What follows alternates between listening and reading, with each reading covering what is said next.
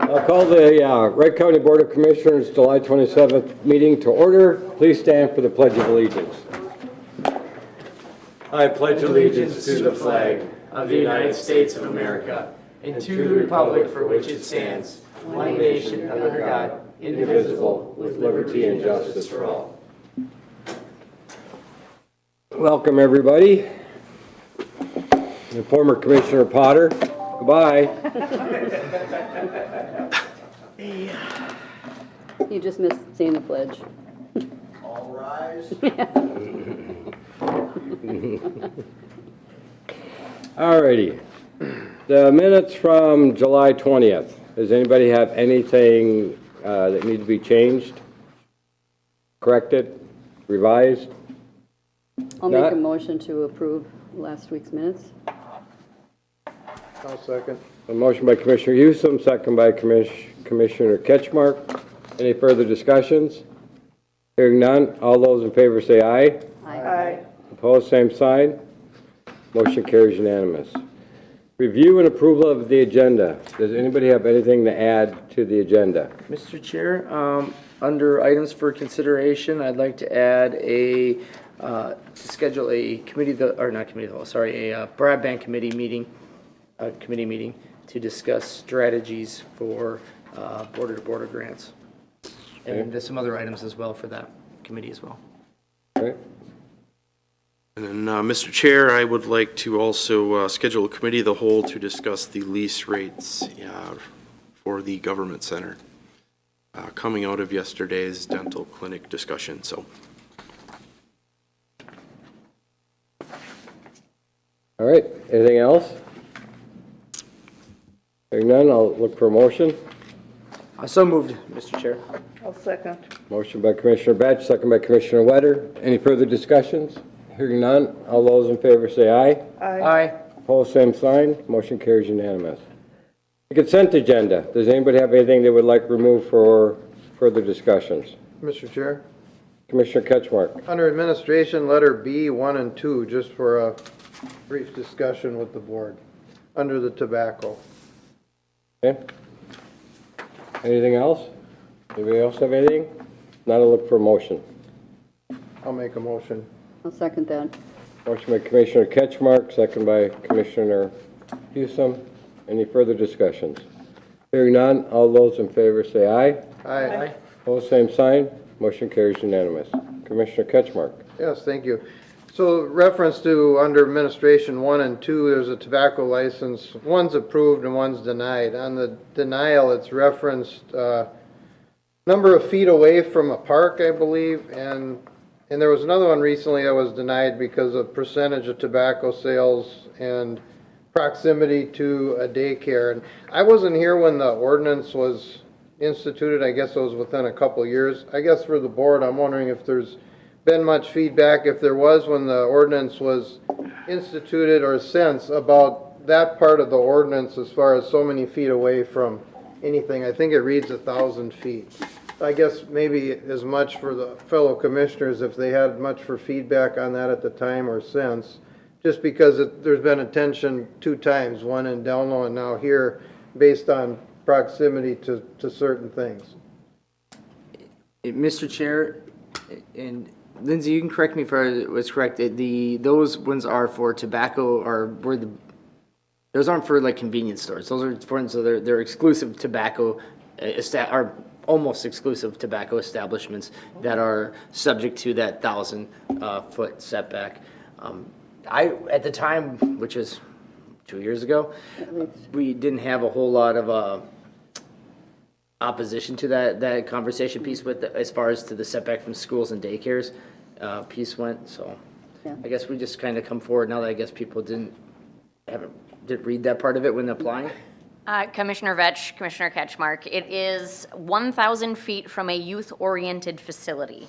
So there is a little bit of judgment on our side with the language there, and we are applying it consistently amongst all.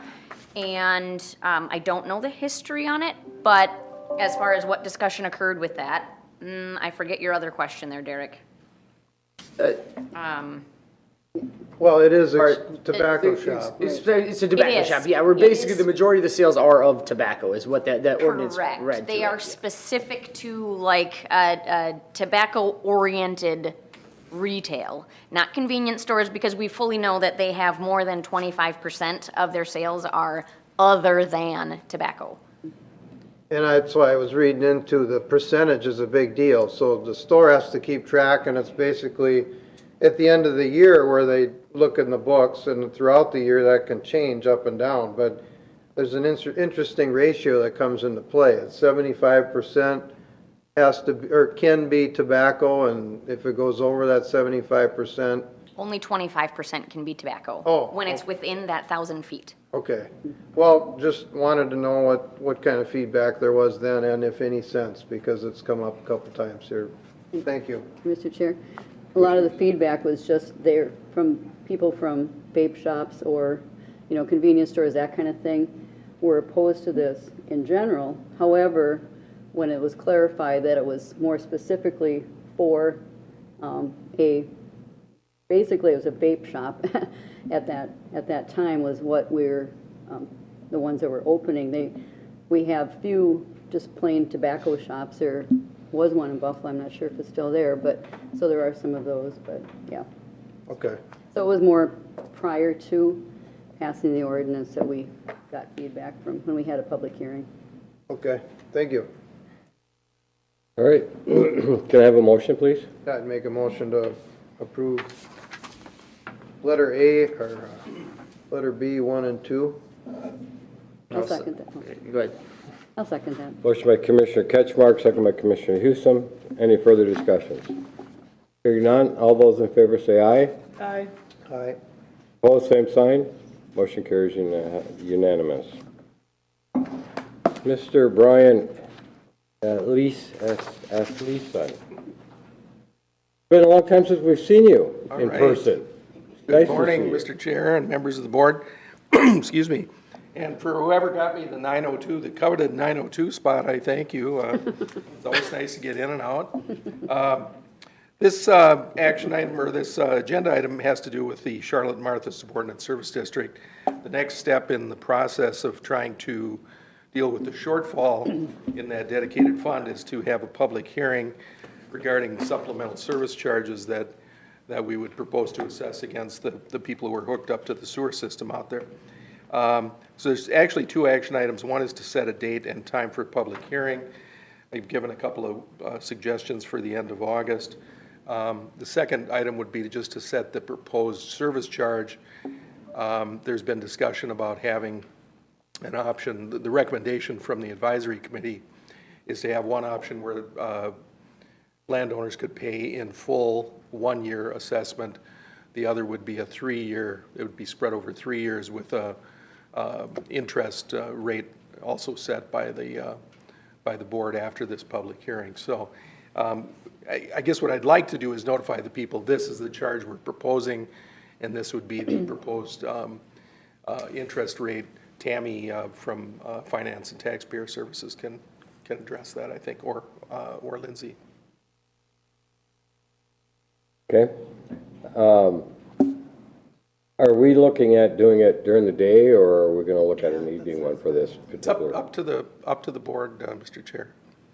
Commissioner Letter, this is in your district. Yes, it is. And I don't know, we were meeting, at 7 o'clock by Zoom. So seemed like it was even difficult then to get people to attend. So I don't really know, what to suggest, if it would be better in the evening or during the day. Well, it'll be more convenient for staff during the Yes. day. Yes. So Alrighty. I don't know, what are the wishes of everybody?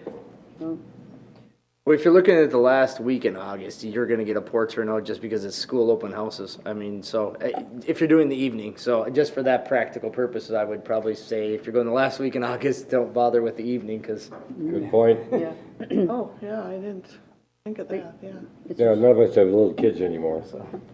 Yeah. that's what I was saying, if you guys pick those anywhere there that week, because I got one like every night that week, so. Oh, Mr. Chair, maybe we could go on, I mean, Tuesday is a pretty full day that week, but maybe Wednesday we could even do like a 3 o'clock meeting or something. If that gets people, they can leave work a little early if they wanted to be there, or, and it'll still be within our staff time. What day are you looking at? The That would be 25th? the 25th.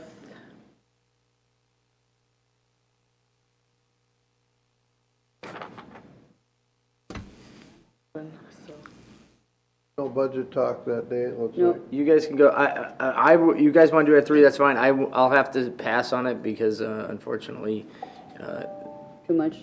well, I have a school stuff that starts at 3 o'clock that day, so. But that's fine. You guys can, like, if I can't make it, because the last week in August is like a pretty much, shot too. shot to, yeah. Yeah, the 25th is okay with me. Okay with you? I'll make a motion, Mr. Chair, to set the Martha Charlotte public hearing for August 25th at 3 p.m. I'll second.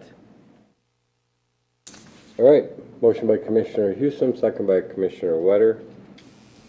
Any further discussions? Hearing none, all those in favor say aye. Aye. Motion carries unanimous. Now, you want an interest rate? so that you can Mr. provide Chair, that? I'm just looking back at my notes, and I think the original recommendation from the advisory committee was that the one-time payment would be $2,511.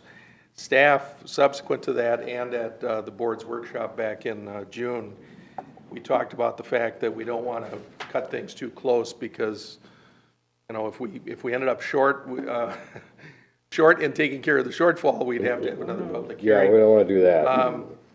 I believe Finance and Taxpayer Services are recommending $2,600. They're estimating that they would accumulate a surplus of perhaps about 6,000, excuse me. And then, correct me on the interest rate if I'm wrong, Lindsay, but I think they were suggesting 0.4% or 4 basis points interest on the payments that were spread over 3 years. Is that? Sounds right, Tammy? 0.4%? They just wanted to recoup what our investment rate was. I thought our investment rate was a little bit higher than that. No. Unfortunately. Unfortunately. Sorry, yeah, Mr. Chair, members of the board. So the 0.4% was what, at least from what I recall, was discussed, making an assumption that the interest rate, our bank interest rate is maybe going to be at that. Currently, at least for the months of January and February, it was at 0.17. And so at that $2,600 at a 0.17 rate, assuming that we have that for the next handful of years, which we can't predict that, that's where it's going to give us, about a $6,200 surplus, or a surplus, excuse me. But at the board meeting in June, I believe you guys talked about really maybe 0.4 is more realistic. Bob, maybe you can, respond to that better. Again, this is covering over a number of years. So, and the problem is, right now they're in the negative. So the longer they're in the negative at a higher rate, the bigger that hole is going to be, and that it's going to take us longer to get out of the negative. If we are at a very low rate and we can get some prepayments in, we're going to get above there sooner, but we can't predict any of that. That's the Right. problem. So at a 0.4% rate, I believe we'd almost have to charge $2,700, which would give us about a $4,200 surplus. So it's actually less surplus, but that's because we think we're going to get charged a higher interest rate during that negative time. As for the rate, Lindsay, do you recall what was the rate on the assessment itself last time? Was that a 5 or 6% interest rate? 6.5 was the interest on the assessment. So anybody that chooses not to pay in full, whatever the amount that's decided, whatever is, if anybody decides to do, say, a 3-year amortization, that's what they can do. It'll be at whatever rate. Previously, it was at 6.5, so it'll be whatever rate you guys decide on an annual basis, a 6 point, or whatever that percentage is based on that assessment amount.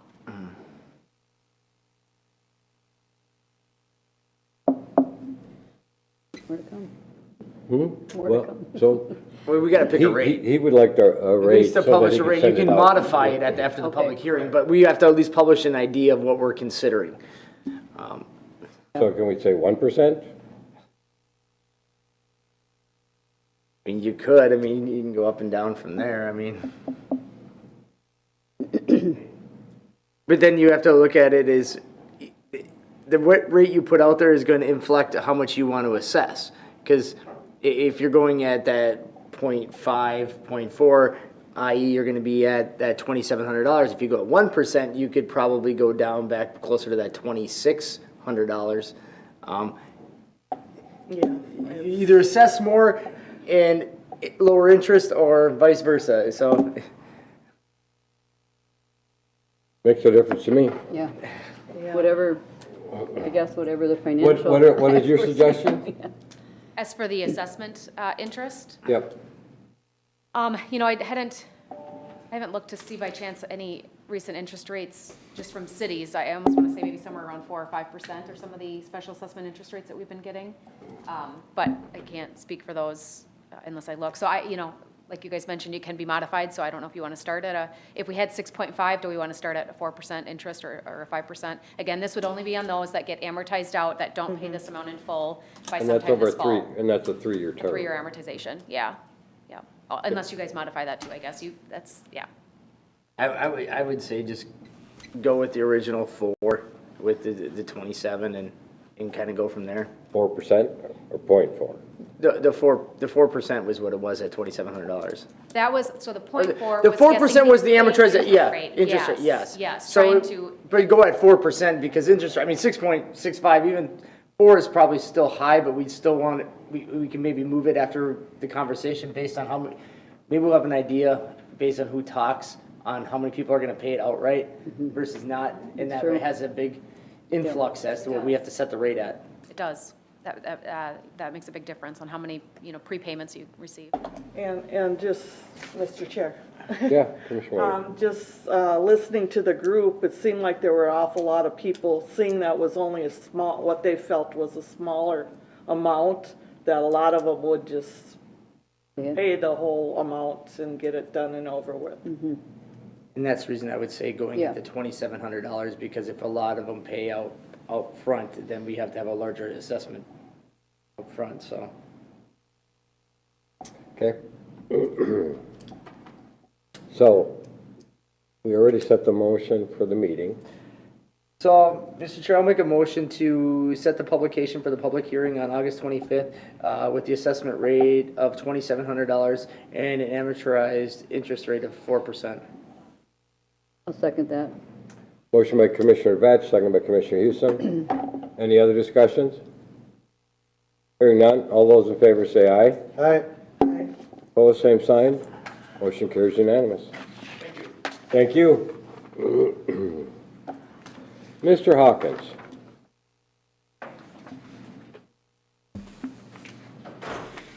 Morning, Mr. Chair and Board of Commissioners. Today, there's 2 highway items for your consideration. The first one is approval and acceptance of Wright County Highway Plat number 74 for our Highway 37 project. It's scheduled for construction next year from Highway 18 to 19. It's a local option sales tax project. And we need to have the right-of-way plat recorded and accepted so we can continue with right-of-way acquisition. There's a resolution also. Do we have, I was looking online, I didn't see a map or anything. And we have the plats here, the Mylar plats are here that we have with us. Okay, guys, I didn't see anything to look at online.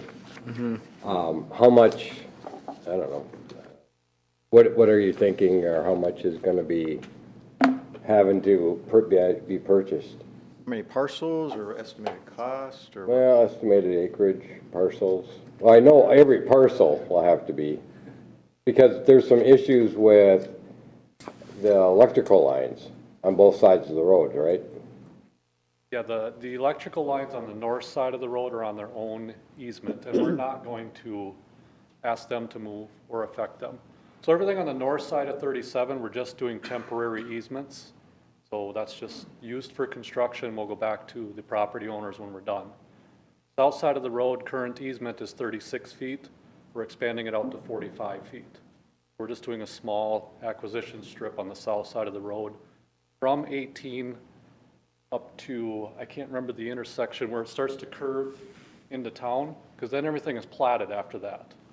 So we only have 10 parcels, Oh, okay. very small acquisition on this one. Good. Was it a roundabout for 18 and 37 intersection? I thought it was. Because you're going to have to shift that one towards the, I'm trying to get my directions here, that would be towards the east because it's pretty steep embankments, I'm guessing, because that intersection on the, Yeah, there's some challenges there with the topography, but yeah, because it's quite the drop off on the west side of that intersection. Are you sure you want to go with the roundabout there? we're 100% positive. Is there any more roundabouts we can put in Otsego? The people in Otsego really seem to be enjoying them. Trying our best. People are starting to embrace roundabouts. Not the people in Otsego that I've been reading. So anyway, all right, so, Mr. Chair, I'll make a motion to approve the acceptance of the right-of-way plat number 74 for CASA 37 project. and this is a resolution, you said? Or there's both? Resolution. Yes. Resolution. Okay. I'll second that. Motion by Commissioner Vetch, second by Commissioner Hewsome. To approve the acceptance by resolution of Wright County Highway right-of-way plat number 74 for CASA 37 project. Any other discussions? He's already voting. He's eager. He's so excited about this project, he wants to vote. No, I was ahead of the game is one step. Commissioner Wetter, We can name it the, we're going to start this side. Oh, aye. Just because Commissioner Ketchmark, you know, Yeah, I'm confusing them, so. I understand. Aye. are we going this way? Aye. I guess we're really gonna. Aye. Oh my goodness, we went backwards. Yeah, I know. I'm just trying to confuse everybody. And I'm good at it. All right.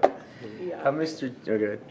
The next item, speaking of roundabouts, is request approval of agreement 2151 for the roundabout improvement at Highway 35 and Daig Avenue. And this is in conjunction with the City of Buffalo project. They're going to be taking the lead on it. It's planned for construction next year. And this is one that we had in our 5-year plan, and we received $400,000 safety grant towards it. So that'll help offset our costs. The City of Buffalo already approved the agreement, their June 7th council meeting. Mr. Chair, I will make a motion to approve this agreement for the roundabout intersection at CASA 35 and Daig Avenue Northeast, and I will love this because whenever I try to take a left there, I wait forever and ever and ever, and I really appreciate roundabouts and how it keeps the traffic moving, so. I'll second that. Is this a resolution or just regular? No, just an agreement. Okay. Where's, By the high school, Buffalo High School? Yeah, There's a signal there now. oh, you're gonna put a roundabout Yeah. there? yeah. They're gonna see how dizzy they can get Chair. everybody driving to. Mr. Chair, Commissioner I Wetter? was wondering how many high schoolers were going to jump that roundabout. Ideal location. I mean, they jumped the other one on 35, so how many are going to jump that one? How do they, what do you mean jump? But Well, Go they over it? drive, they go over it. for the sake. Right. Yeah, Mr. Chair? Commissioner Ketchmark? How many tractors will go Well, over it? Virgil, and you do all your traffic studies and everything to help justify, if there wasn't a school on the north side of the intersection, would you take the same approach and propose a roundabout there? If the school and the school traffic that goes with it wasn't there? Yeah, it's based on traffic flow, so if the school wasn't there, but there was still traffic there that warranted it, we'd still go with the roundabout. But school-related traffic, I guess this kind of goes back to what we talked about before, the typical street with or without a school, and that impact and the third leg and the contribution. That's what I'm wondering. If the school was not there in your traffic studies, because you do it by time of day and all that, If there wasn't a light there, I mean, there's a light there now, so, I mean, if that situation, there probably wouldn't even be a light there, if There it wouldn't. wouldn't be for the school. There For wouldn't some be. background, maybe this is what you're getting at, maybe for background, when the school was built out there on the north side of 35 years and years ago, Yep. it was built and there was no signal put in. There was a study done by the developer at the time that said nothing was warranted. We eventually, the county had to foot the bill for turn lanes eventually. There were some crashes there. There were some issues with the intersection. Then later, we had to split the cost of a signal with the city. In hindsight, had we known that, we could have required a signal to go in at the time the school did, and but that was years and years ago, and that didn't happen. All right, thank you. This is just another one that I inherited because it was approved before, so I just wanted to ask the question. Thank you. Well, I'm assuming the city of Buffalo and the school district are both probably very interested in, Oh, yeah. in having that there instead of the lights. Yes. So. All right, we have a motion and a second, if I remember correctly? All those, any other discussions? Hearing none, all those in favor say aye. Aye. Opposed, same sign. Motion carries unanimous. Thank you, Virgil. Dr. Matthijs, again, his doctorate is an honorary degree. He doesn't really, is a doctor. Morning, Mr. Chair, members of the board.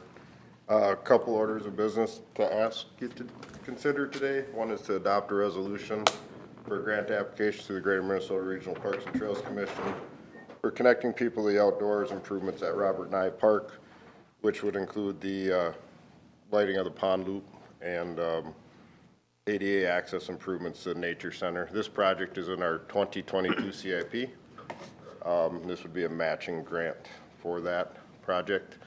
Grant deadline is the end of the week, so looking for a resolution. It's a funding resolution, basically saying that we're applying for $75,000 and that our match is in our CIP.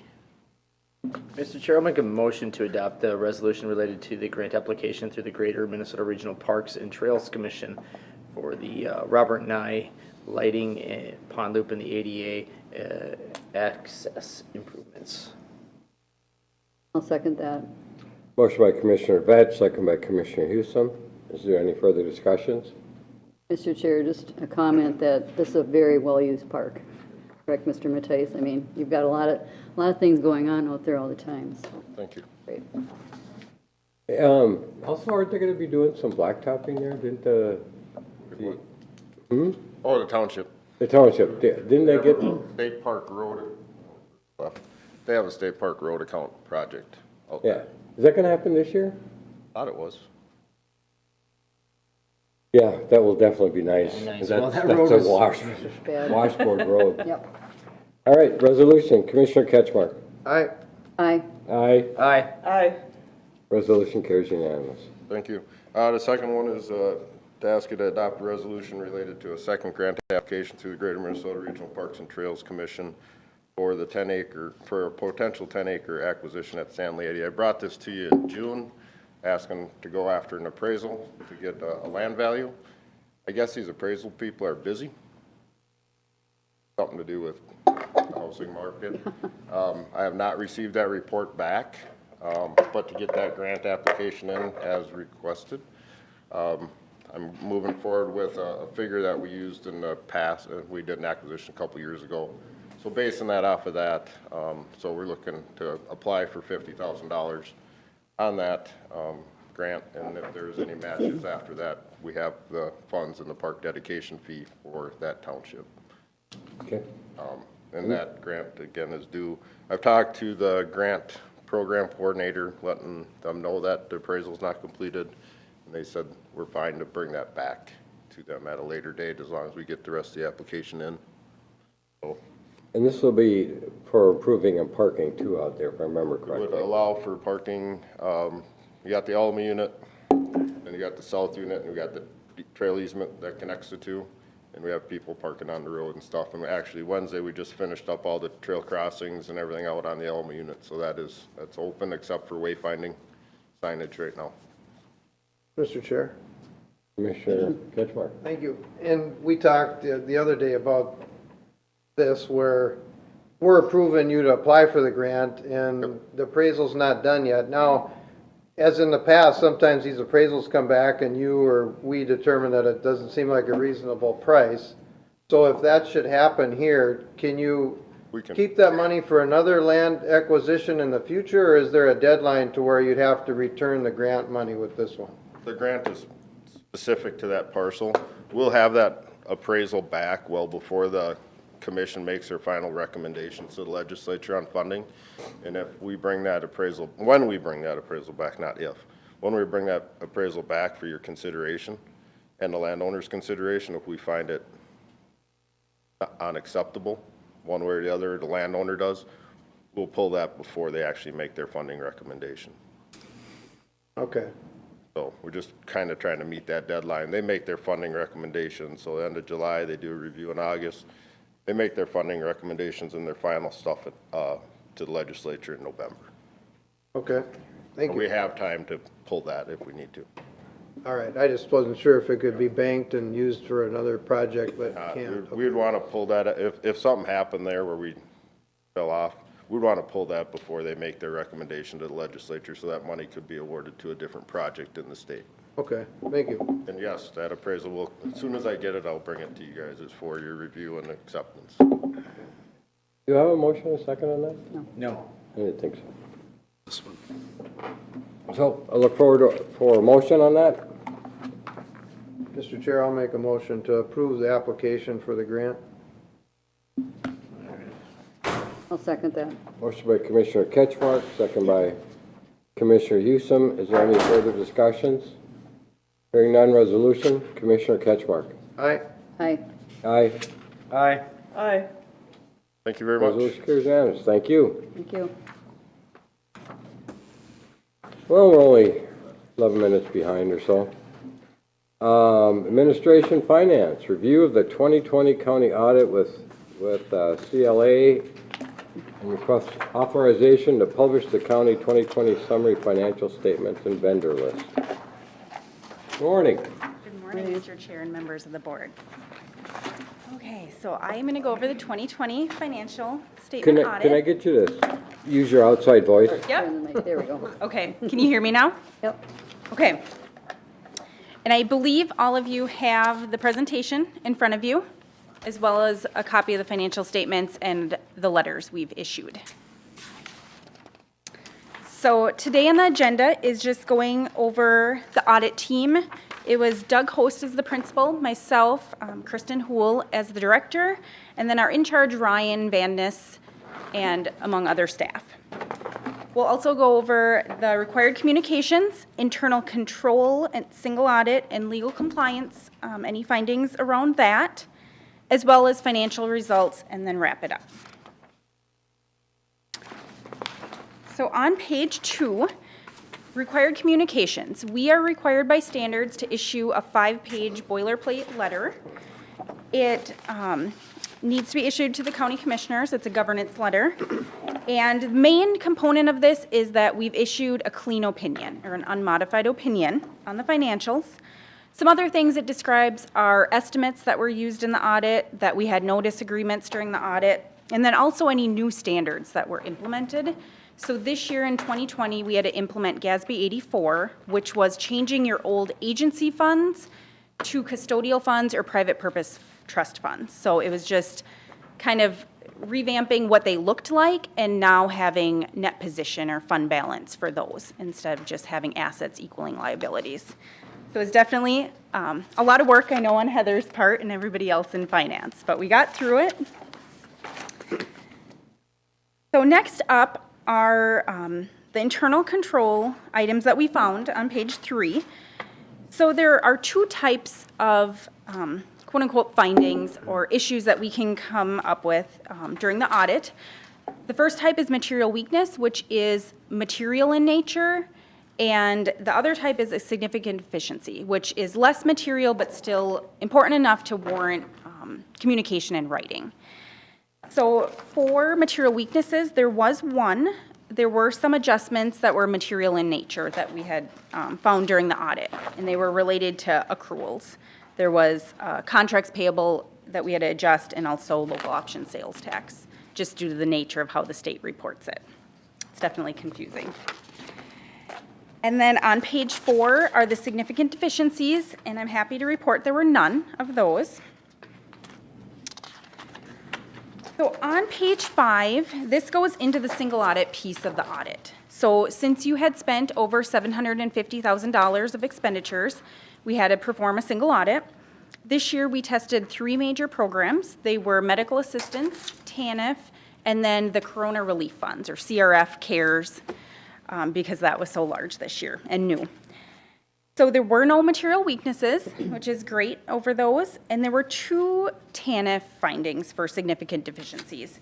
One was over internal controls on the case review, or case files. There's no review really being done on those. It wasn't documented, I should say. So there was some done by inquiry, but we need to see that it's being documented. So I know Christine and I are gonna work with the others in the department and make sure that's done for 2021. And this was in TANF. HHS Financial? Yes, yep. And then also in TANF, there was 1 out of the 7 reports we had to test that were submitted late.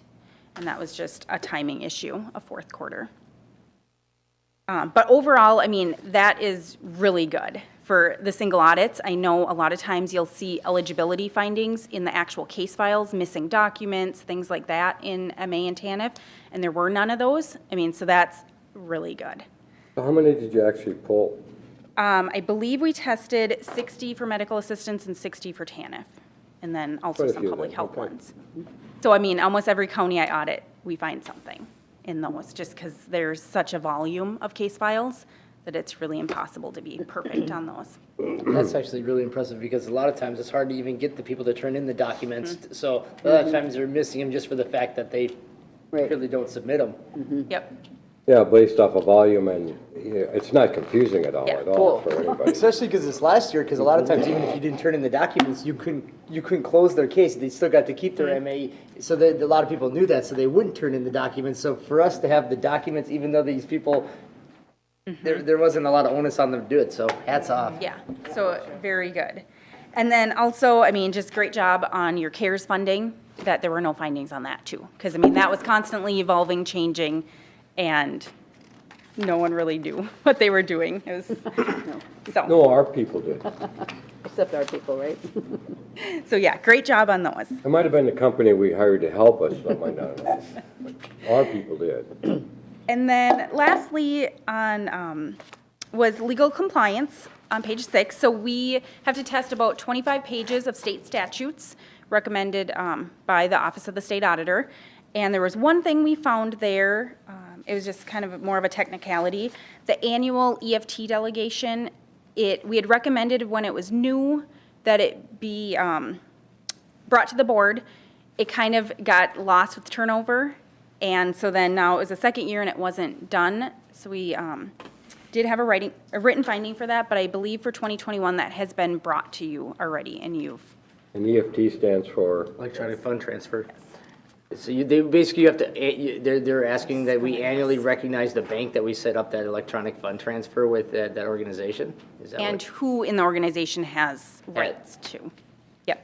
And that has to be done annually. Okay. I believe in January, you did it now and then every January you'll see it. Yeah. So on to the financial results. Any questions, I guess, on those items? Okay. So on page 8, you'll see there is a graph, months of expenditures and fund balance. So it's all your governmental funds lumped together.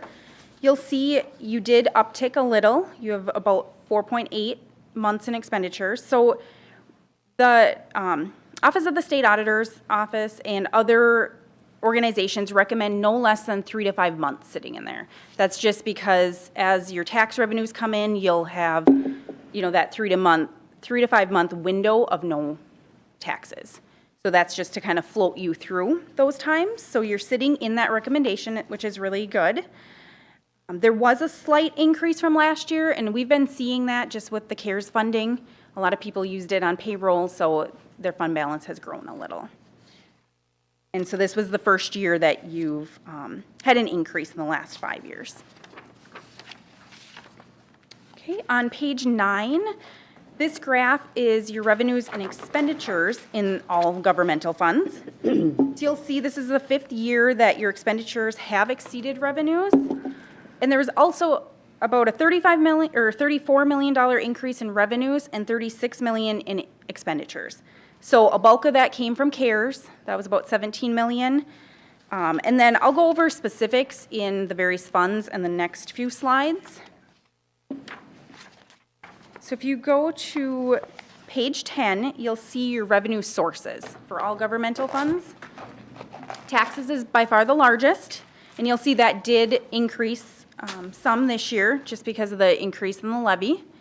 And then also there was a large spike in intergovernmental. So that came with that CARES revenue, as well as there was about $2.7 million you received right at year end for the county relief COVID funds that you'll spend in 2021 now, and fund balance has been restricted for that.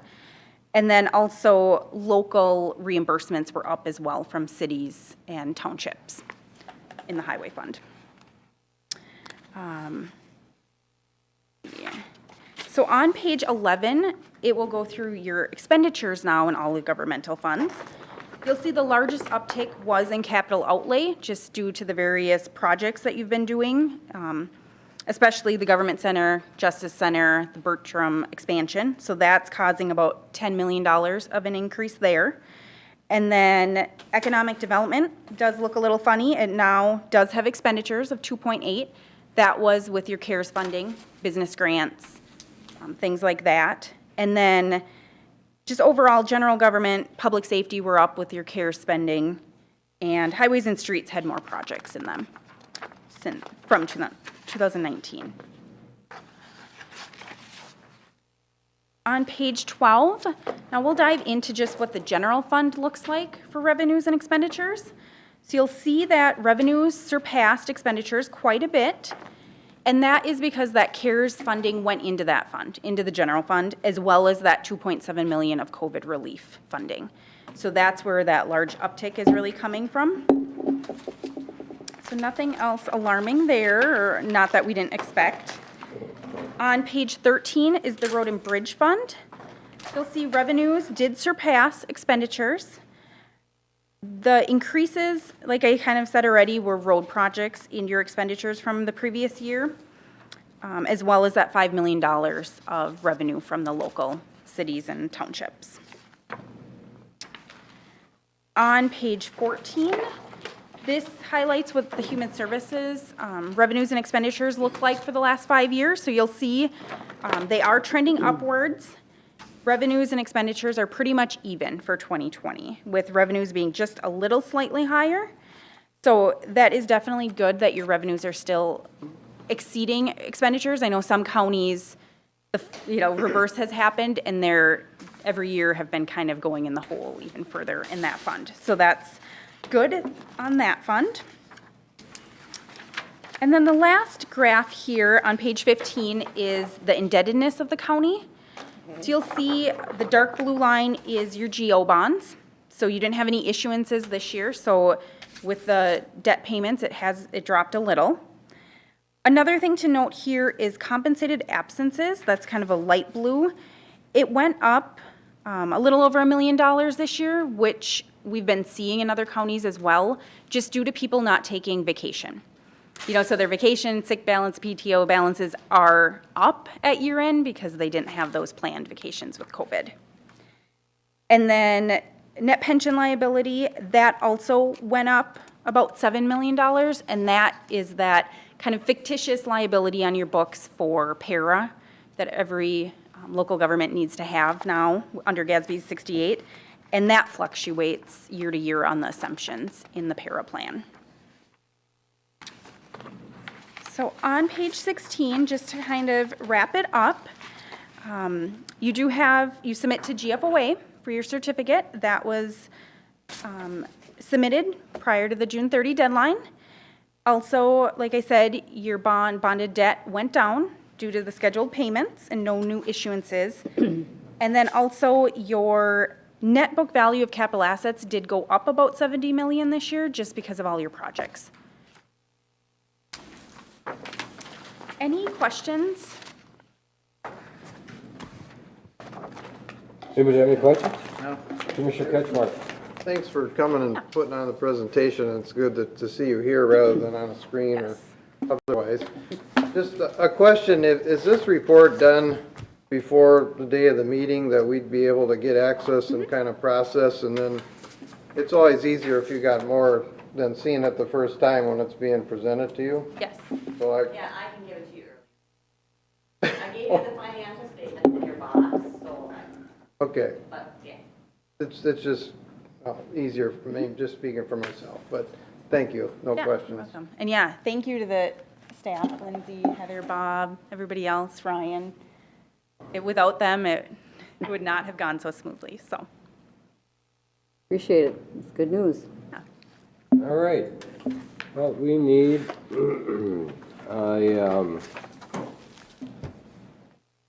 a motion to authorize to publish it to the, Mr. Chair, I'll make a motion to accept the audit and to publish it to the county's I'll second. financial statement. motion by Commissioner Vetch, second by Commissioner Wetter. This will get published in our official newspaper, and then will this also be on the county website? Yes. Okay. All right. And it's not a confusing document at all either, right? Does anybody else have any questions? All right, hearing none, all those in favor say aye. Aye. Aye. Aye. Opposed, same sign. Motion carries unanimous. Thank you. Thank you very much.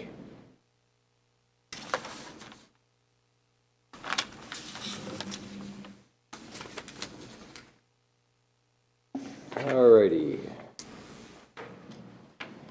Items for consideration.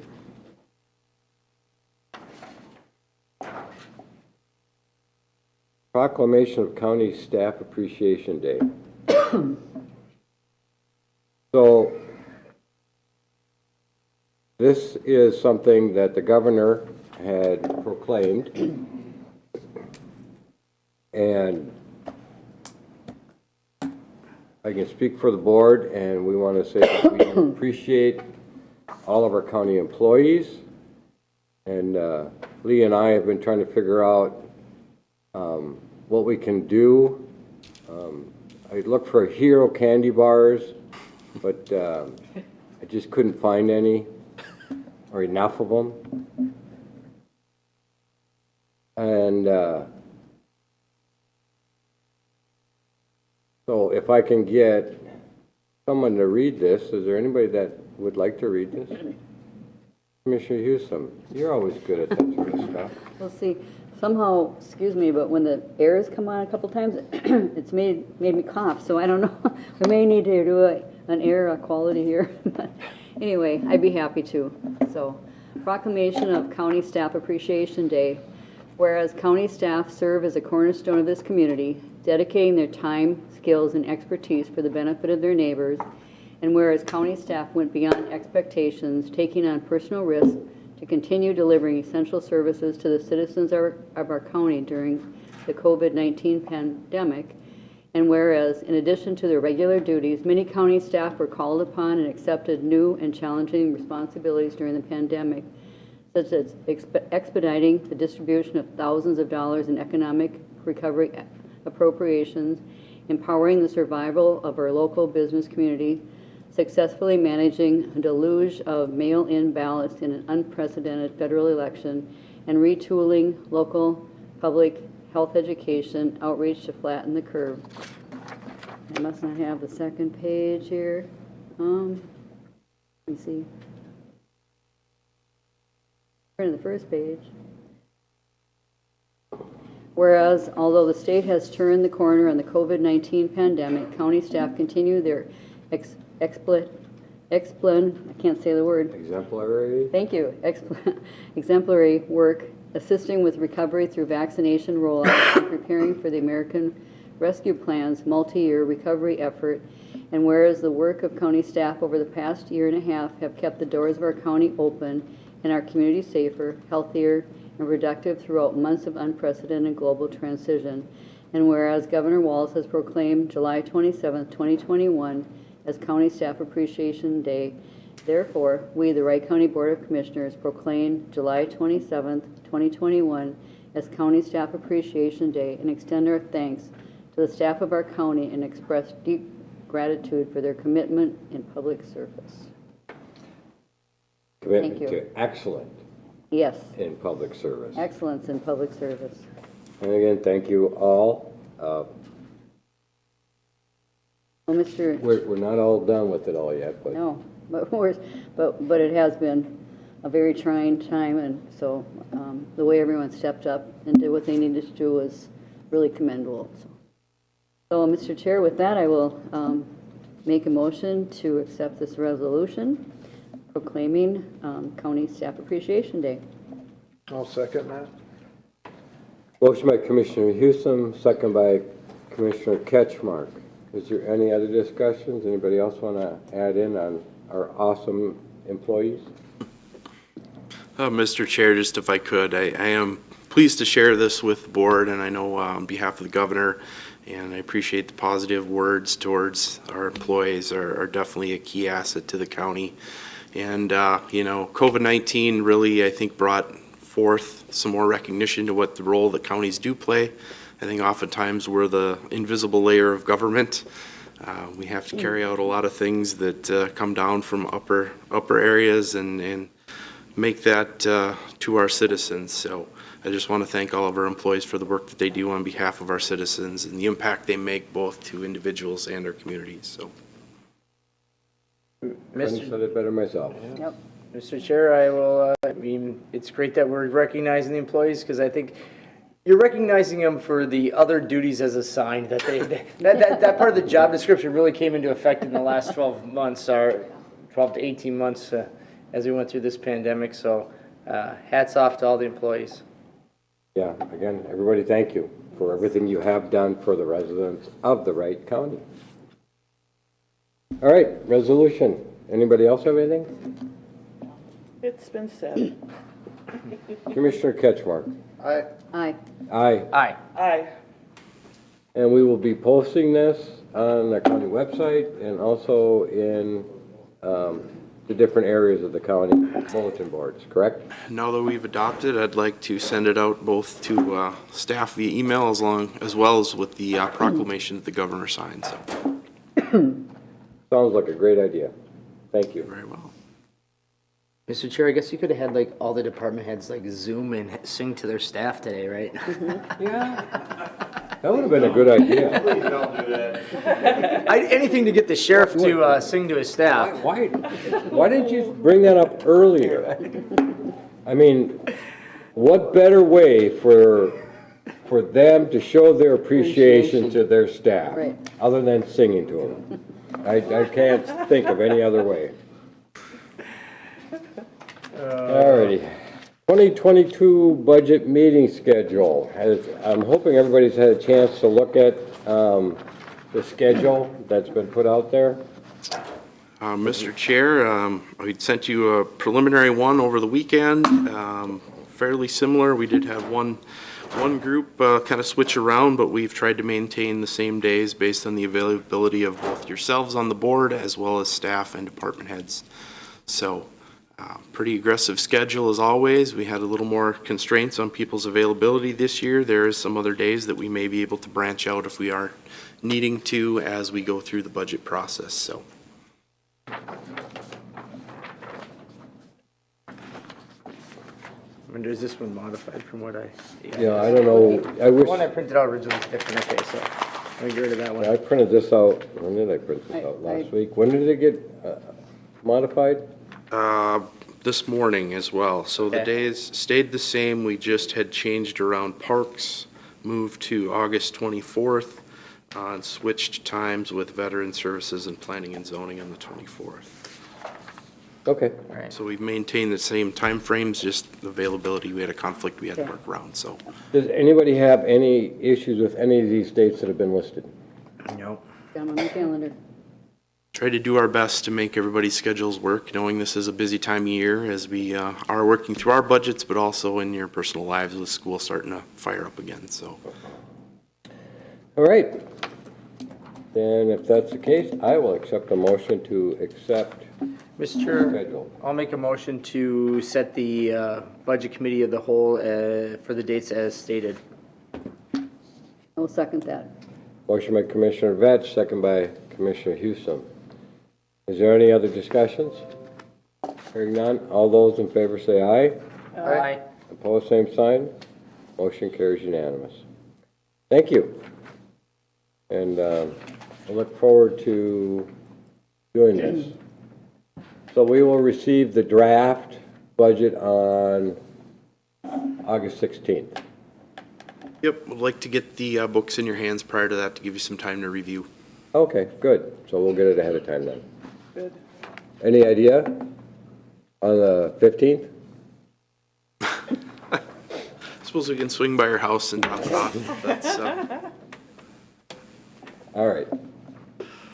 Okay, committee minutes. Commissioner Vetch. All right, so last week on Monday, we had the CIP Finance Committee meet. We started off with the review of the investments. Auditor Treasurer Bob Hebela presented out the information regarding the yields of our investments. Right now, they're yielding about just a hair over 2% cumulatively. We also illustrated out that the additional ARP funds have been invested as well. So if we have a grand total of about $8 million of that 13.4 funds invested at this time, at least into a little bit of a longer term commitment investment. The other ones are, yep. So with that, it was informational only. Then we also had the discussion about the fiscal agent contracts. This kind of discussion revolved around the need to make some changes because of the ERP that's coming forward and how we work with Soil and Water, the Historical Society, and the Lake Improvement Districts, and what changes may need to come from that. The recommendation was having a conversation with fiscal agents regarding the possibility of the county no longer being able to provide financial agent services due to the county moving to an ERP. It was referred to a committee of the whole that was on July 26th, yesterday. So more to come on that. The other discussion was largely around the capital improvement plan. So we discussed all the variety of different buckets that were put in place historically from the highway department and trying to get back to a better management of those funds and trying to get a better process for the intake and trying to set I would just say guardrails for those funds going forward, so that we're not growing CIP. The intent of the capital improvement plan about 4 years ago was to make it fully funded and to have it not grow over time, and to be able to have it live within its boundaries and be able to plan out for our large expenses over time, not trying to just grow and shrink it from year to year to create sustainability.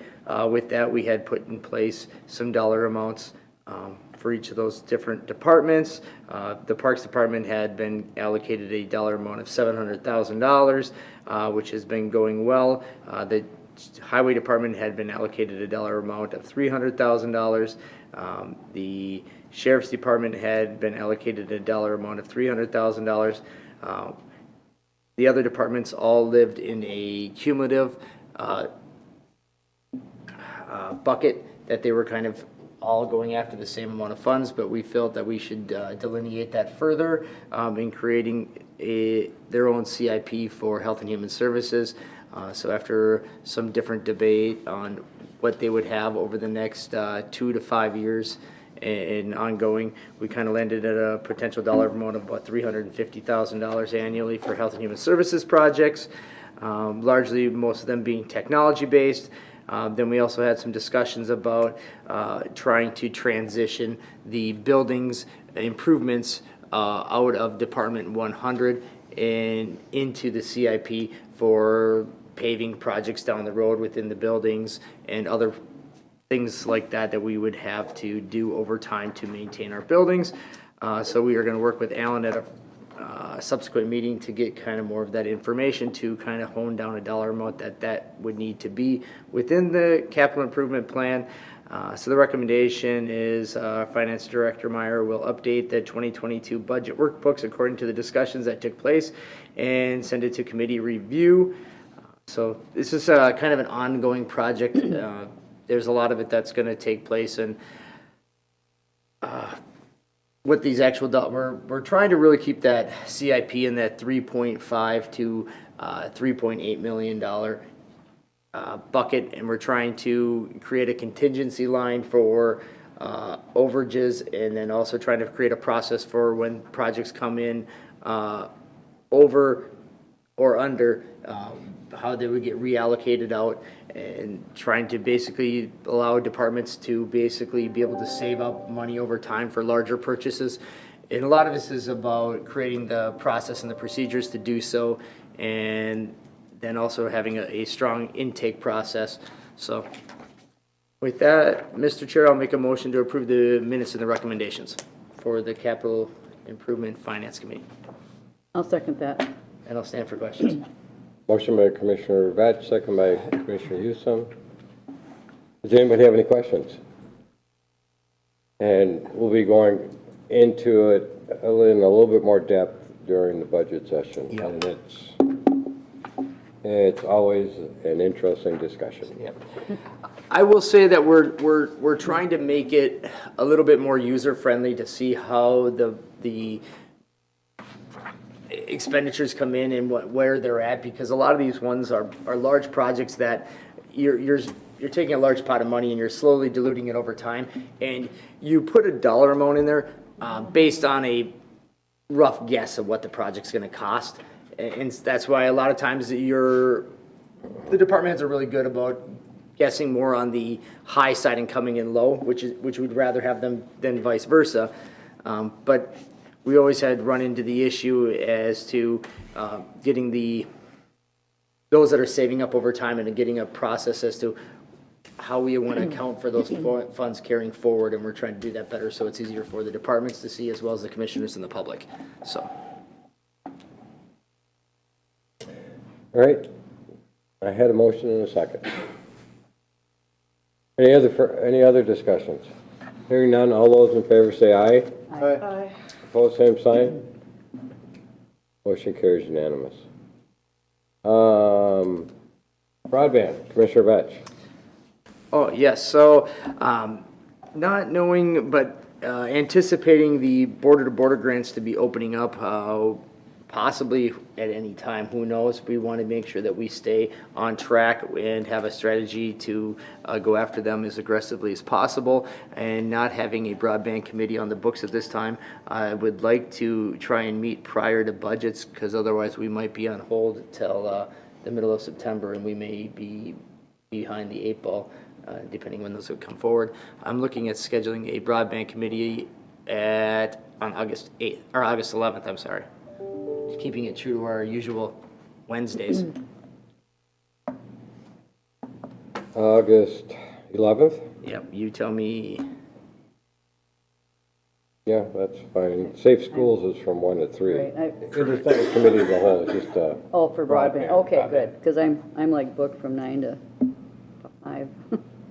so, We usually met at 10:30, I think, so if we want to stick with the traditional 10:30 broadband on August 11th, but you let me know. yeah, that's fine.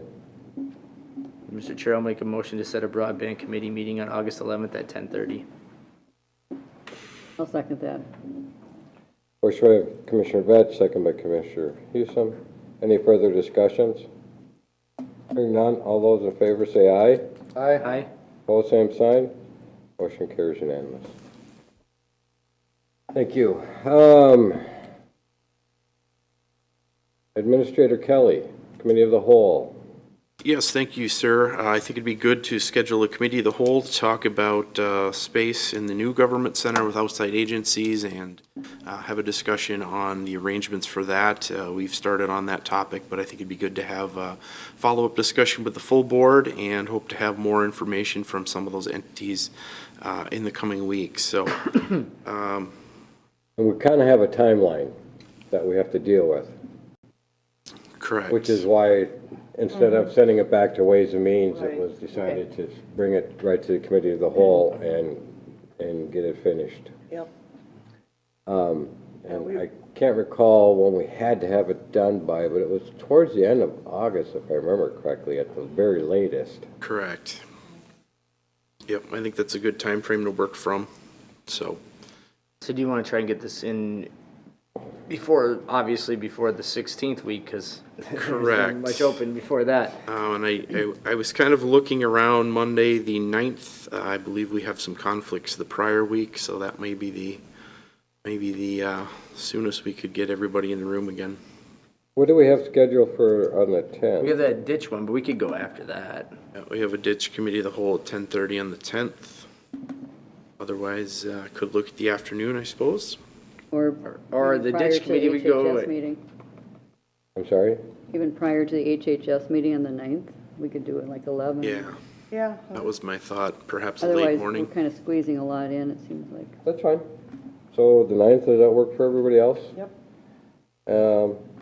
Commissioner Ketchmark? Yes. Is it? What time did you want to do it? Like 11? I think 11 should work. Okay. Yeah, that should give us plenty of time. It's not going to be an easy discussion. August 9th at 11 o'clock. Yep. The chair will make a motion to set the committee of the whole for the government center properties for August 9th at 11 a.m. Second. I'll second. Oops. Motion by Commissioner Hewsome, second by Commissioner Ketchmark. Yeah. Any other discussions? Hearing none, all those in favor say aye. Aye. Aye. Opposed, same sign. Motion carries unanimous. We have another meeting here in a little bit, and then another one after that. Unless somebody on the board has any real pressing issues that need to be addressed. I think, Mr. Chair, it'd be good to talk a little bit about the fair and how successful it was. We had some wonderful appreciation things for the Veterans Appreciation and for the senior citizens. Commissioner Ketchmark spoke at the senior citizens dinner, and of course, our Veteran Service Officer did a great job with that program. It was very touching. A lot of other things went on too, but. Yes, Mr. Chair, there's been a lot of questions around here and elsewhere about how the fair went. It was well attended. They're still, I think, working on the numbers, and I don't know how they're gonna gauge it exactly when the 17 and under were free, how they counted that part, but they're looking, looks like the attendance is gonna be pretty close to 2 years ago. It won't be a record, but a lot of the events were very well attended. The circus, I know they commented, was very well attended, and no other issues to report. But there'll be a more of a wrap-up meeting in the next week or two, so I'll bring more facts and figures at that time. I know the demo derby on Friday night sold out pretty early. Right. So, It's always a big thing. You yeah. know, when I graduated from high school, we did it up there. oh, did ya? Yeah, Yeah, we had a 1959 Pontiac. And we painted it up really good and it looked nice, but as soon as it got hit once, all the tape that we had putting it together kind of crumbled. we got to watch our great nephew in the semi-pro wrestling, so that was kind of fun, yeah, on Thursday night. So, yeah, Administrator Kelly, do you have anything? Had a good time at the fair. I'll say that much. Did my own local economic stimulus and supported all the vendors and activities, and it was a great time. Ran into a lot of county department heads and staff. A lot of great discussions with folks. So Yeah, it was- good to see people out. Yes. nice to see our county staff too there and at booths and everything else. A lot of people. Mrs. Kelly's a lot nicer than Mr. Really? True. What about the kids? Even better. All right. And everybody keep the 21st of August on your calendars open, because our administrator will be playing at the Gearhead Get-Together in Maple Lake. Yeah. And True. he can sing off-key with the best of them. No, I'm just kidding. He's a fantastic guitar player and singer. And trumpet player. I didn't hear the trumpet that day. We're talking about singing to the employees. There's a perfect candidate right there. Well, the issue is that if we start with him, the rest of you guys are gonna have to follow. All right. Anything else? Anybody Mr. else? Chair. Yes? I guess I'd like to report just a couple items on from the SWCD. Okay.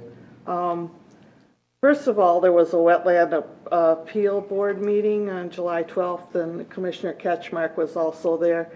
I'd like to say 2 wetland bank applications were approved so that these will generate hopefully about 45 credits right in the county. It seems so often when you gotta buy wetland credits, they go to a different county because there aren't enough wetland banks right here in Wright County.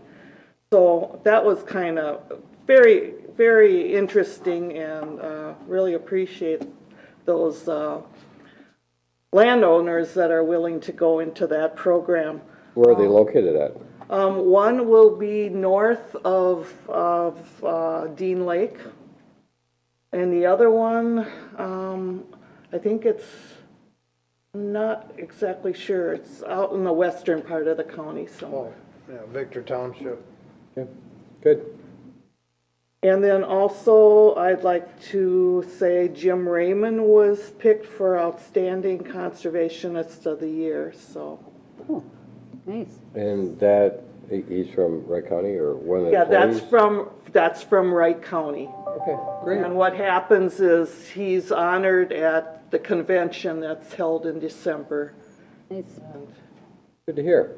He's a Middleville town supervisor, right? And possibly he would be in the running for actually the state outstanding Okay. conservationist. But that's about it. I think most of the other things have been talked about already, so. Okay. Anything else to come before the board?